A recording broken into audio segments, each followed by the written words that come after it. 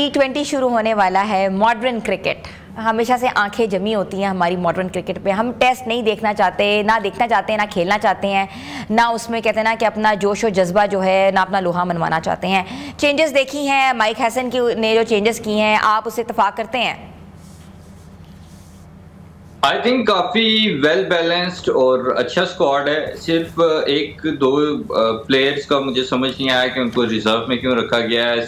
एक तो हारिस रऊफ को जो रिजर्व में रखा है वो ठीक ही है।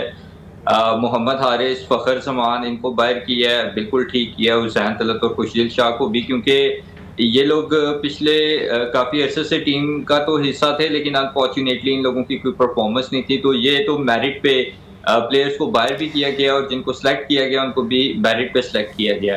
तो आई थिंक ये अच्छा और वेल बैलेंस स्क्वाड है और पाकिस्तान को एक अच्छा कंपटीशन देना चाहिए साउथ अफ्रीका को, और कोशिश करनी चाहिए कि फखर जमान के ऊपर बात करें। डोमेस्टिक बहुत अच्छा खेला है, PSL में उन्होंने बहुत अच्छा खेला है, बीच बीच में भी खेल लेते हैं। आप एक प्लेयर को जिससे आप ओपनिंग भी कराते हैं और परफॉर्मेंस भी उनकी नॉट बैड, तो उनको बाहर निकाल देना, दूसरे को अंदर ऐड ऑन कर देना, तो ये तसलसल तो यहाँ नजर नहीं आता। I am not advocating him but still. देखिए, फखर जमान की अगर आप इंटरनेशनल क्रिकेट में परफॉर्मेंसेस देखें ना, तो इतने अरसे में सिवाय गिनी चुनी 2-3 बड़ी परफॉर्मेंसेस के उनकी कोई परफॉर्मेंस नहीं है एज सच। और सबसे मेन चीज ये कंसिस्टेंसी। वो अगर एक मैच में चलते हैं तो शायद अगले 6-7 मैच में वो फ्लॉप रहे। तो आप इस तरह की कंसिस्टेंसी वो भी पावर प्ले के अवर्स में नहीं अफोर्ड कर सकते। और T20 में आपको पता है कि मैच बनता भी पावर प्ले में और बिगड़ता भी पावर प्ले में है। तो दोनों टीम में से जो भी टीम अच्छी तरह से पावर प्ले को के अवर्स को कंज्यूम करती है वो यूजुअली जीतती है। तो फखर जमान ने काफी स्ट्रगल किया है और अप टू सम एक्सटेंड उनकी वजह से पाकिस्तान क्रिकेट टीम ने भी स्ट्रगल किया है। ऐसा नहीं है कि उनको मौके नहीं मिले या चांसेस नहीं मिले, उनको प्रॉपर चांसेस मिले, प्रॉपर मौके मिले, but unfortunately he was not able to perform well. तो यही बात आप बाबर आजम के लिए कहेंगे? एक मैच में चलते हैं, 6 मैचेस में चलते नहीं हैं, लेकिन उनको थर्ड डाउन लेकर आ रहे हैं। लेट्स सी मिडिल ऑर्डर वो कितना संभाला देते, बिकॉज मिडिल ऑर्डर तो is the backbone of the entire team. देखिए, बाबर आजम आपके T20 की रैंकिंग में नंबर 1 बैट्समैन रहे हैं, तो जाहिर है उनकी परफॉर्मेंसेस इस तरह की थी कि वो नंबर 1 रहे हैं। दूसरा, बाबर आजम का प्रॉब्लम ये था कि वो थोड़ा सा स्लो खेलते थे। अदरवाइज अगर आप उनको देखें तो कंसिस्टेंसी का उनका उतना प्रॉब्लम नहीं था जितना फखर जमान का था। तो बाबर और फखर का उस तरह से तो कंपैरिजन नहीं हो सकता।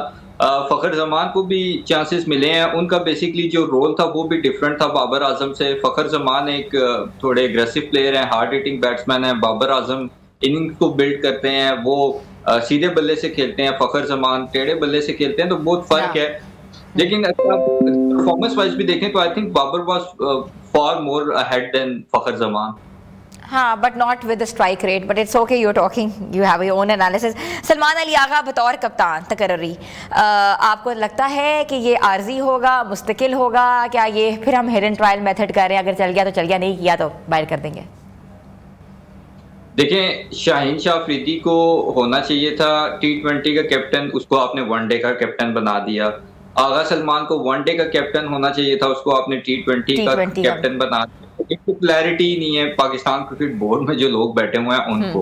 अब आप देखें कि शाहीन की अगर आप वनडे की रीसेंट पास की परफॉर्मेंस देखें तो उसकी शायद एज अ प्लेयर भी जगह ना बने और आपने उसको कैप्टन बना दिया है।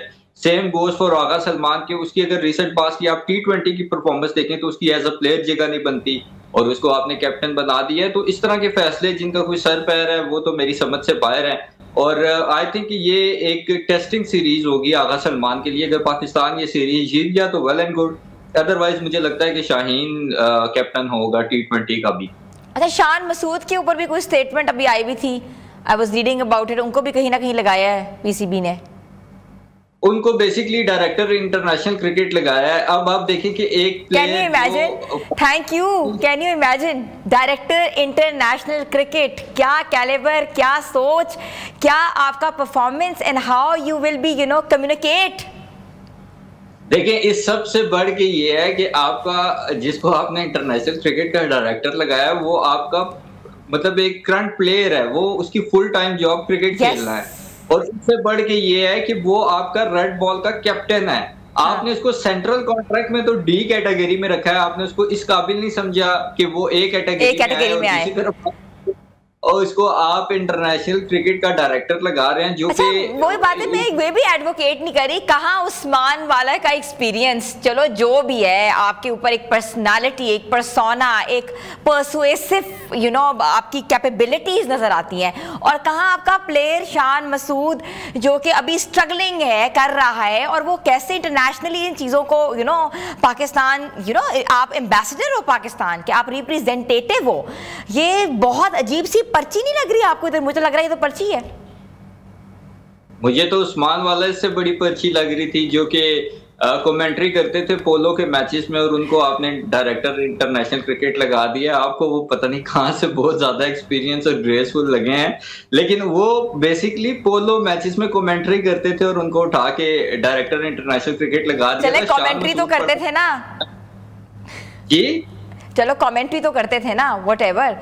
What do you think for Shan Masood? Commentary करते थे तो फिर शान मसूद भी काफी पढ़ा लिखा है, वो यूके से ग्रेजुएट है, आगे उसने स्पोर्ट्स में भी अपनी जो डिग्री है वो की हुई है। सो आई थिंक वो उस लिहाज से शान मसूद इज बेटर। लेकिन पाकिस्तान क्रिकेट टीम का रेड बॉल का कैप्टन होना, एज अ प्लेयर खेलना, ये फुल टाइम जॉब है। उसके साथ साथ आप उस पर एक ऐसी जिम्मेदारी डाल रहे हैं जो इन फुल टाइम जॉब है।